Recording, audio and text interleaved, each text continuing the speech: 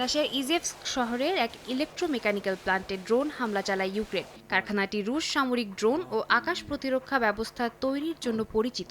হামলায় দাউ দাউ করে জ্বলতে থাকে কারখানা। মস্কোর দাবি, সোমবার রাতে ইউক্রেন ৬০টি ড্রোন ছুড়েছে, যার মধ্যে ১৭টি প্রতিহত করা হয়েছে ক্রিমিয়ায়, বাকিগুলো রোস্তভ ও সারাতোভ অঞ্চলে। অপরদিকে ইউক্রেন জানায় রাশিয়া ৫২টি শাহেদ ড্রোন ও ডিকয় ড্রোন ছুড়েছে ইউক্রেন জুড়ে। এর আগেও পোক্রোভস্ক শহরে বেসামরিকদের গাড়িতে হামলা চালায় রুশ বাহিনী। আর জাপোরিঝিয়ায় পারমাণবিক বিদ্যুৎ কেন্দ্রের পাশে ড্রোন হামলায় ক্ষতিগ্রস্ত হয়েছে কুলিং পুল সংলগ্ন যানবাহন। এদিকে ইউক্রেনের প্রতিরক্ষা মন্ত্রী রুস্তেম উমেরভ জানিয়েছেন, ইউক্রেন ডিফেন্স কন্ট্যাক্ট গ্রুপের অন্তর্ভুক্ত দেশগুলোর সঙ্গে যৌথ অস্ত্র উৎপাদন কার্যক্রম শুরু করেছে কিয়েভ। এতে দেশ ও দেশের বাইরে কারখানা গড়ার জন্য বিশেষ আইনগত ও কর সুবিধা থাকবে। তবে মার্কিন গণমাধ্যম বলছে, পেন্টাগন তাদের নিজস্ব মজুদ কমে যাওয়ার আশঙ্কায় ইউক্রেনে কিছু অস্ত্র সরবরাহ স্থগিত করেছে। শাইনি চুলে এখন হবে সব হেয়ারস্টাইল। সিল্কোর দ্বিগুণ শাইনি চুল প্রতিদিন।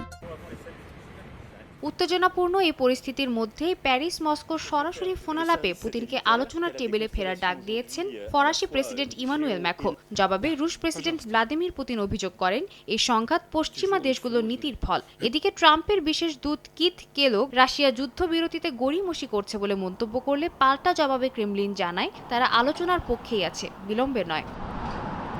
সাদিয়া তাসনিম, সময় সংবাদ।